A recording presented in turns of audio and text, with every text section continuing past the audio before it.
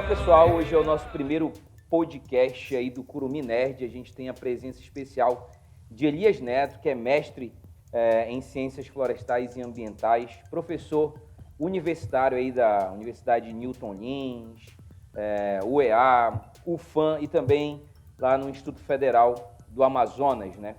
E está navegando aí em outros igarapés, hoje trabalhando aí com ciência de dados e análise de dados.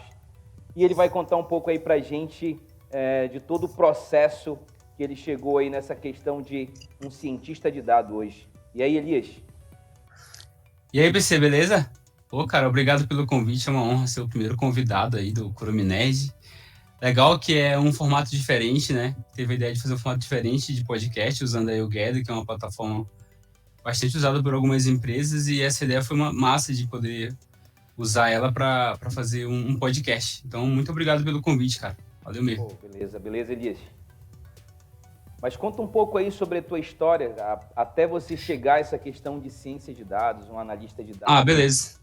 Então, eu sou de Altazes, eu estou em Altazes agora, inclusive, mas não moro aqui, moro em Itacoatiara, né? Mas sou de Altazes, fiz faculdade de Engenharia Florestal em Itacoatiara, na UEA, na mesma instituição que você fez também, na sua faculdade. Depois que acabei lá em 2010, em 2010 foi quando eu concluí a faculdade, e aí fui fazer mestrado, né?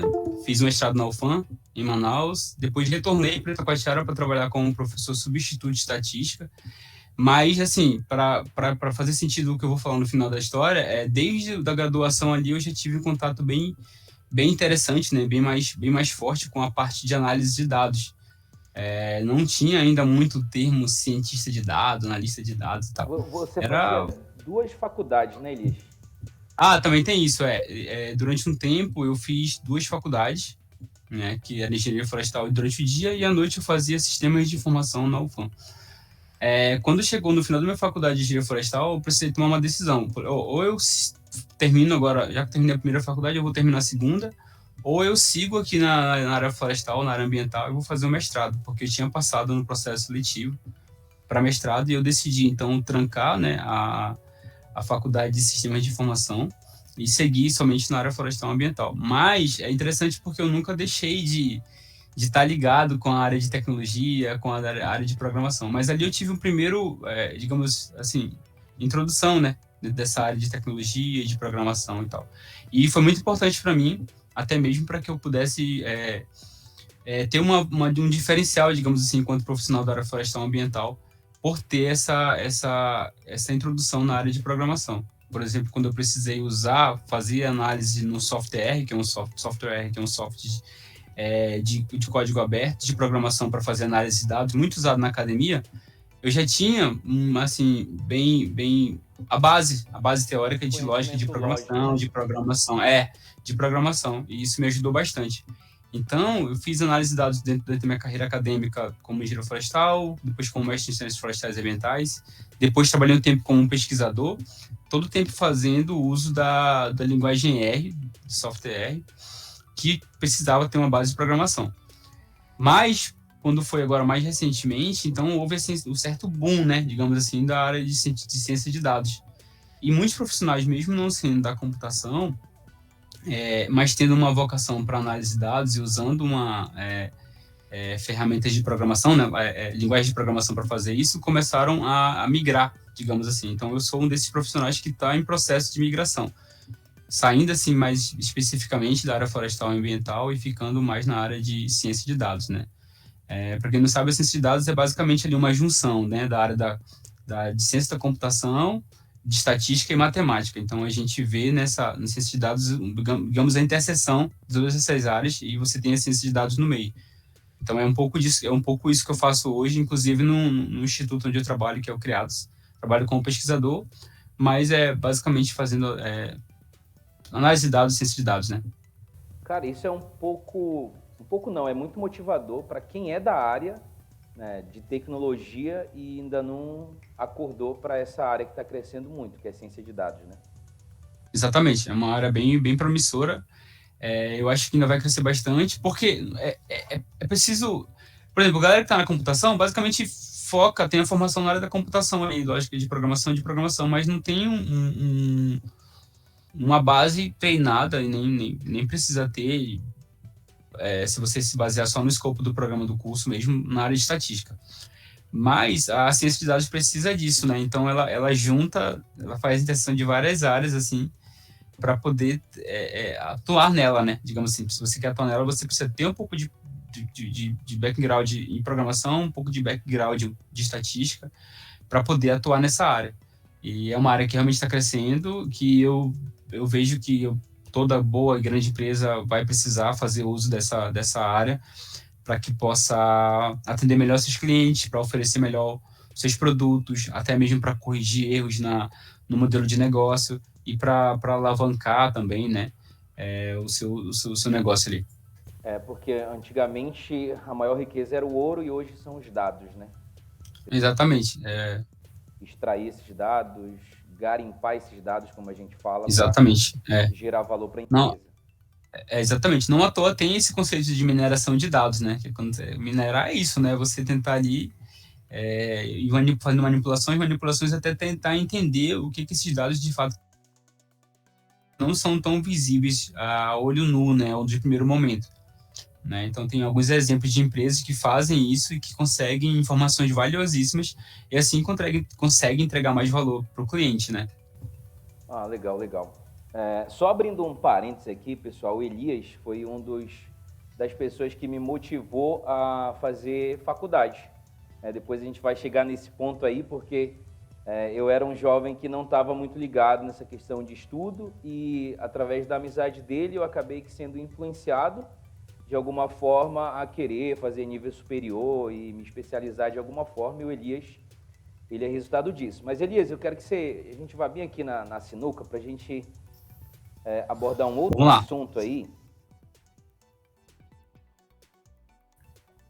que é a questão de recordar é viver. Como assim? Que massa, cara. Sabe o que a gente precisa recordar e que eu me lembro muito de ti? É sobre um aplicativo que você criou um tempo chamado iColeta. Né, e que pode explicar aqui? Muito aqui em Manaus. Não, essa é só uma imagem mesmo para a gente recordar tá, entendi. Sobre o iColeta. Legal. Verdade, a gente teve, deixa eu lembrar o ano, 2017, 2016. E, na verdade, eu tive ideia em 2017, eu acho, e ele foi rodar mesmo, 2016, mas ele foi rodar mesmo ali para 2018, 2019, 2017, 2018, desculpa. Teve um aplicativo chamado iColeta, que a ideia basicamente, não era esse nome original, a ideia basicamente era que fosse um aplicativo de coleta seletiva. Então as pessoas iam separar os seus resíduos recicláveis em casa, iam solicitar pelo aplicativo, e a gente ia lá na casa da pessoa coletar esse resíduo, né, e dar uma destinação adequada. É claro que, naquela época tava todo mundo querendo ter uma startup, né, tentando ser um milionário, né, e eu fui um desses também. Mas, assim, em mim havia muita motivação também pela questão ambiental, por conta da minha formação. Eu dava aula sobre resíduos sólidos na faculdade e eu vi o problema, né, acontecendo. O problema que hoje ainda é real, que ele ainda está aí, né. Em 2014, teoricamente, pela lei de... E hoje, continua aqui, 2014, aí o governo dizia assim, olha, vocês têm até 2014 para encerrar os lixões. O que quer dizer?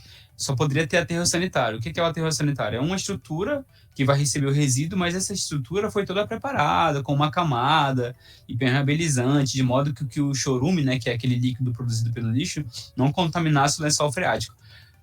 E chegou 2014, cara, os lixões continuavam lá. E eu tive a ideia do aplicativo em 2016, 2017. E hoje, 2022, os lixões continuam aqui. Tem aqui em Altaz, onde eu estou, tem em Itacoatiara, onde a gente mora. Eu acho que no Amazonas, a única cidade que tem um aterro sanitário é Manaus. Né? A maioria de todos os municípios continuam tendo esse problema.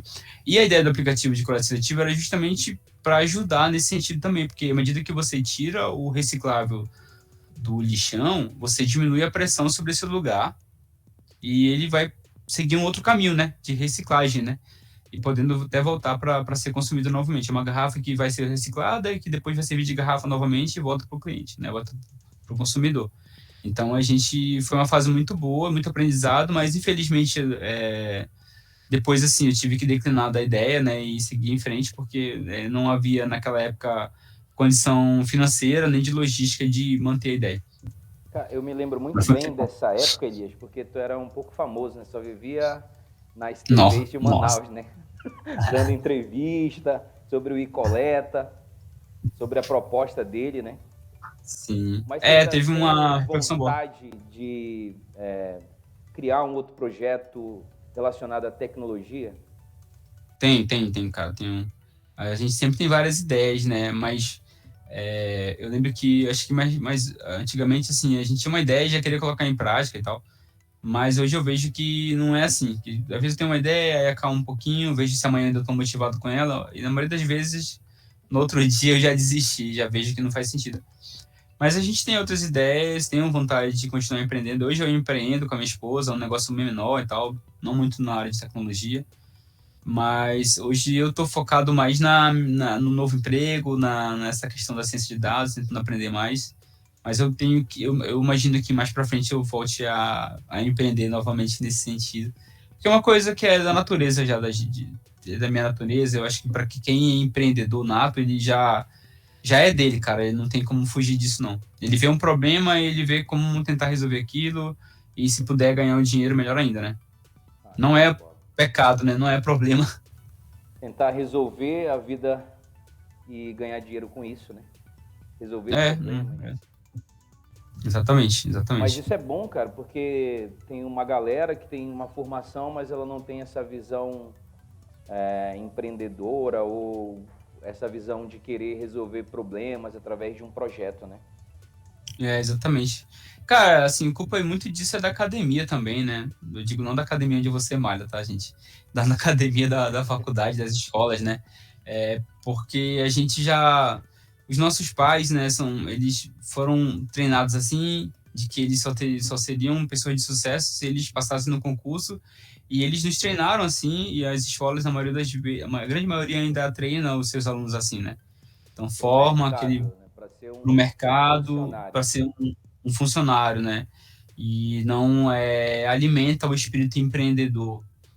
E a gente sabe que não vai ter emprego para todo mundo, né? Pelo contrário, à medida que a tecnologia vai avançando, menos empregos são necessários, menos mão de obra são necessários, porque as máquinas e a tecnologia como que eu posso dizer? Ela vai otimizando, né? Então, e ela vai substituindo o homem pela máquina se você faz o trabalho repetitivo, se você faz o trabalho pesado. E esse é o futuro. A gente caminha para o futuro onde o homem vai fazer cada vez menos o trabalho pesado, cada vez menos o trabalho repetitivo, e ele vai ficar, o homem, né, o ser humano, ele vai ficar cada vez mais livre para fazer a parte que lhe cabe de fato, que é ser criativo, quer ser humano, né? Quer cuidar do outro. Então eu penso que vai caminhar por esse sentido. Show de bola. Elias, eu queria que tu falasse, porque a gente está num período de pandemia, ele saindo da pandemia, né? Estamos aí meio que se encerrando, eu Tava, né? acredito, Aí eu acho que agora está já até tá voltando de voltando. novo. Mas assim, as tuas oportunidades em cientista de dados e análise de dados foram nesse período. Ou seja, são oportunidades home office, né? Eu queria que tu Não foi, discorresse. Você me ouviu? não ouvi bem, não foi só para ciência de dados, né? Na verdade, todo trabalho em que se era possível fazer, era possível ser feito de casa, todo mundo passou a ter mais chance nisso, né? Não só O para que eu ciência quero de que dados. você me fale é sobre essa experiência do trabalho home office. É, Porque eu também, beleza. dessa transição de pandemia, eu passei a trabalhar home office também. Uhum, E é um segmento diferente, né? Que a gente precisa ter um autogerenciamento, porque a gente está em casa, né? verdade. Exatamente. Realmente, a pandemia, assim, eu digo que a pandemia, ela acelerou, pelo menos no Brasil, né? Não sei em outros lugares do mundo, que eu nunca viajei para fora, mas pelo menos aqui, eu acredito que a gente avançou aí em um ano, 5, 10 anos. Se tu pensar bem, por exemplo, o recurso de videochamada do WhatsApp, ele já existia antes da pandemia. Ele já existia, ele estava ali. Talvez não fosse tão visível, tão usado, mas ele estava ali. E a gente não tinha o hábito de ligar para outra pessoa por videochamada, assim, parecia um tabu mesmo. E para fora as pessoas já faziam isso até. Aí agora não é normal, por exemplo, eu ligo para ti por videochamada, assim, as pessoas me ligam por videochamada, é a coisa mais natural do mundo, assim. né? Mas era uma ferramenta que já estava lá, mas que e aí como você não podia mais ver o outro presencialmente, você passou a utilizar com mais frequência e ficou. Né? E não somente isso, assim, várias empresas que cresceram muito mais no período de pandemia, oportunidade de trabalho, como você falou, passou a ser mais frequentemente disponibilizadas, né? Então, por exemplo, os caras perceberam o seguinte, pô, para que eu tenho um escritório para colocar pessoas, se essas mesmas pessoas podem fazer de casa esse trabalho, né? E a gente está passando por esse processo, a gente ainda está aprendendo a trabalhar remotamente. A gente ainda está aprendendo, às vezes a gente quer trabalhar fora da hora, eu digo assim, além da hora, às vezes quer trabalhar pouco dentro da hora de trabalho também, então, como você falou, né, a gente tem que ter um autogerenciamento. Porque a gente, às vezes, Mas não muito consegue separar, não né? consegue, Pelo fato de estar em não consegue casa. separar. Mas aí, se a gente pensar bem também, por exemplo, pelo menos nas grandes cidades, o cara gastava 2, 3 horas da vida dele no trânsito, e esse estresse, 1 hora e meia, às vezes, que ele pegava no trânsito antes de chegar no trabalho, ele já comprometia toda a qualidade de raciocínio dele também. Então, assim, ele já chegava estressado no trabalho. Mais que às vezes em casa você tenha os estresses, porque não é só o trabalho em casa, né? A própria casa ela foi ressignificada nesse período. Hoje a nossa casa é o nosso lugar de trabalho, é o nosso lugar de moradia. Quando o negócio fecha mesmo, que vem aí que você não pode sair, por conta da pandemia, aí é lugar de diversão, você se diverte ali, você mora ali, você lidar com sua esposa ali, você lidar com seus filhos ali, você trabalha ali, lidar com seu chefe, lidar com os. Se você tem alguém abaixo de você, você lidar com essas pessoas também. Então a casa, ela ganha, é a escola da criança, então ela foi totalmente ressignificada. E aí precisa de fato assim dessa questão do autogerenciamento, mas eu acho que a gente vai chegar lá, eu acho que a gente ainda tem muito a aprender. Não volta mais, assim, muitas das coisas que vieram na pandemia não vai voltar mais, é isso mesmo. É daí para frente, é evoluir, é se adaptar É o e novo pronto, não tem normal, né? jeito. É o novo normal, que a galera diz, né? Eu acho engraçado essa questão de trabalhar remoto, porque a Alana, minha filha, se conhece, né? Ela diz, pai, você vai trabalhar no joguinho, porque a gente utiliza essa mesma plataforma, né? O Gather, para trabalhar, né? Para simular esse ambiente virtual. Ela acha que eu estou jogando, entendeu? Só que na verdade eu estou trabalhando, né? Tá trabalhando na cabeça dela. Mas e ela já cresce com isso, ela já sabe, talvez até ela se decepcione, assim como meu filho, de achar, quando chegar lá na empresa e ver que não era desse jeitinho, né? É Ela vai achar verdade, que o croquis, que o formato é daquele jeito, e não é, né? É é só verdade. uma representação digital do trabalho. Mas só abrindo um parêntese, porque eu acho bem legal essa questão do home office, porque te abre um leque para trabalhar em empresas fora. Um exemplo meu mesmo, logo no início do ano eu trabalhei numa empresa do Paraná, né? Então, se não existisse essa possibilidade, eu jamais trabalharia numa empresa, né, do porte que ela era, exercendo uma atividade em home office. Então, achei bem interessante, porque ela te abre um leque, ela não te limita, eu sou alguém do interior, mas se eu tenho uma internet, se eu tenho conhecimento, eu posso exercer tal profissão. Exatamente. Foi mesmo o meu caso também, né? Você sabe. Meu primeiro trabalho como cientista de dados foi para uma empresa chamada Doutor Monitora, porque eu tenho um grande carinho. E essa empresa, o que ela faz? Ela trabalha com recuperação e rastreamento veicular. Em São Paulo, mano, eu nunca nem tinha ido lá. Como é que um moleque do interior do Amazonas pode prestar serviço de ciência de dados para uma empresa de São Paulo? Sendo que ele nunca nem foi lá, ele não sabe nem como que é o trânsito lá, não sabia, né? Aí depois a empresa me levou e tal para conhecer. Mas assim, é a graça do que é o benefício, né, A de você gente poderia estudar dizer um que pouco o mais. Curumim venceu, né? Exatamente. É o lance do é uma das dádivas de você ter estudado. Eu agradeço a Deus por isso, agradeço a minha família por ter estudado, né, ter tido a graça de estudar. Abre essas oportunidades, é a graça da tecnologia, né, que permite isso também. Então eu ficava em constante contato com eles e era muito bem tratado. Mas coisas que não aconteceriam, e talvez, quer dizer, coisas que talvez só fosse acontecer daqui a 5, 10 anos, cara, Isso é verdade. né? Infelizmente a pandemia levou muita gente boa, levou muita gente, e isso aí nunca, não vai ter nada que pague isso, né? Mas se houve alguma coisa aí que ficou de bom, isso foi uma delas, né? É verdade. Eu nunca me imaginei trabalhar home office de casa, exercer uma atividade numa empresa, né? Mas E hoje é o contrário, a gente já não se imagina mais ficando indo todo é dia, né? verdade, é verdade. Pô, legal, Elias, mas eu quero que você também, a gente estava aqui no Recordar e Ver, a gente vai aqui para esse Vamos, barzinho, me segue aí. E aí eu quero beleza. que a gente Ih, cara, pra ver lembre de aqui. um fato aqui.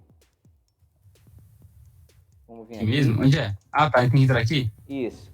Nossa, E aí eu show. vou dar um Opa! play, né? Eu Ah, garimpei a mano! internet e aí, né, fiz toda e encontrei um vídeo Ah, do Elias. Olha só, pessoal, eu vou mostrar aqui e eu quero que ele discorra um pouco sobre esse período da vida dele, né? Vamos. lembrando que tu é o vocalista, né?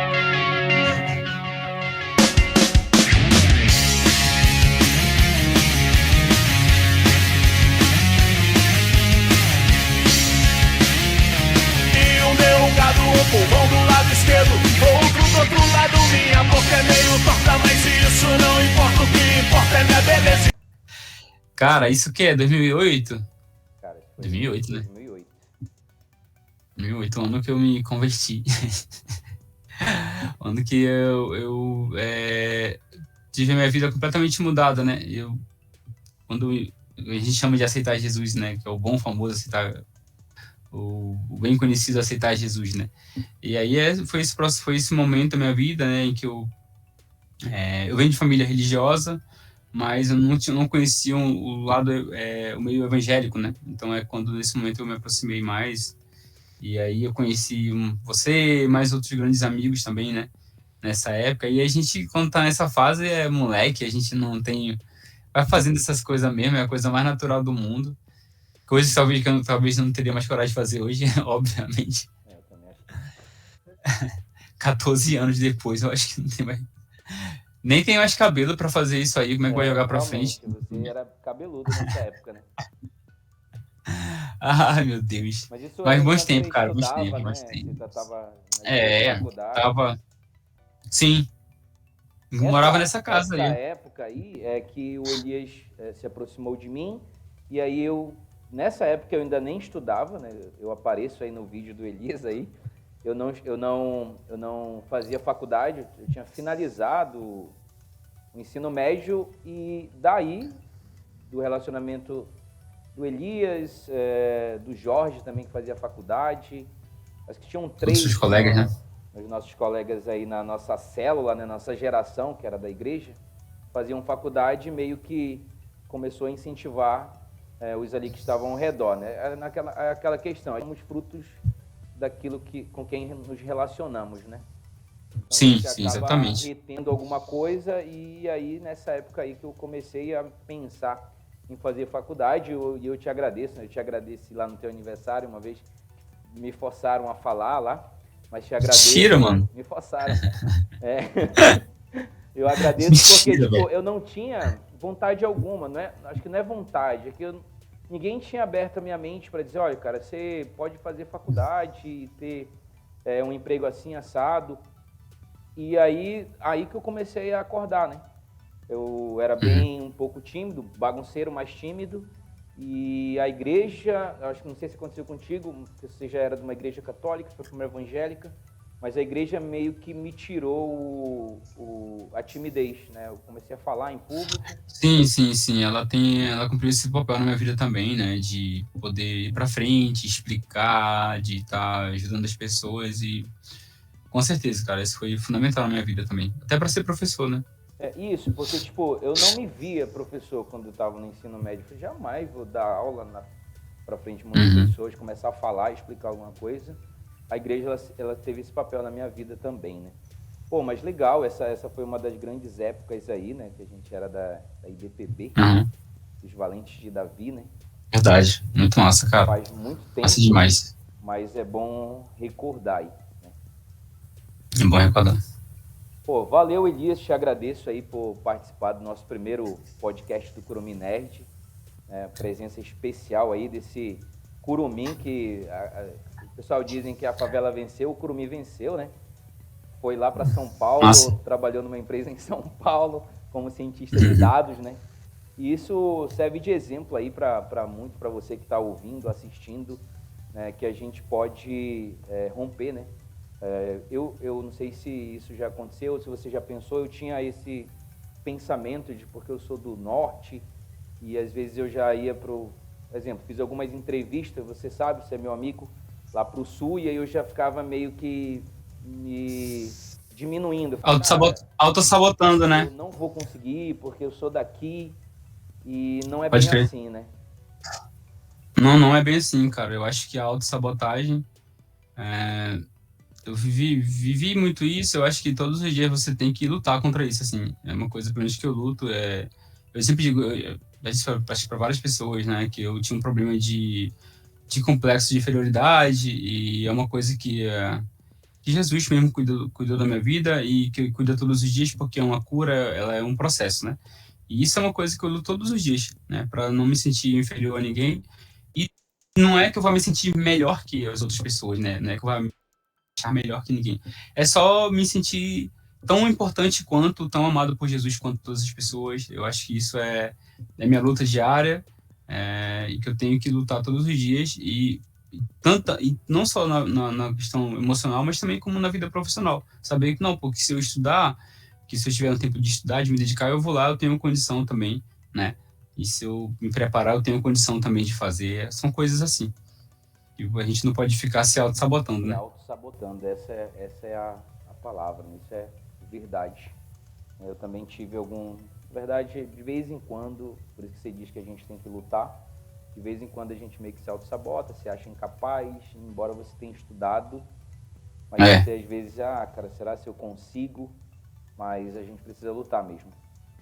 Ô Elias, te agradeço mais uma vez por Imagina, participar, cara. e deixa aí as suas considerações aí, fale alguma coisa, tá aberto aí pra você. Pô, cara, obrigado pelo convite, espero que vocês tenham gostado do papo. E aí é isso, nesse novo projeto, eu vou também estar começando o meu, se Deus quiser, se não me faltar coragem, nessa mesma pegada, e a gente vai estar aí sempre se encontrando, se trombando pelos caminhos. Falou, Elias. Forte abraço. Valeu, mano. Forte abraço.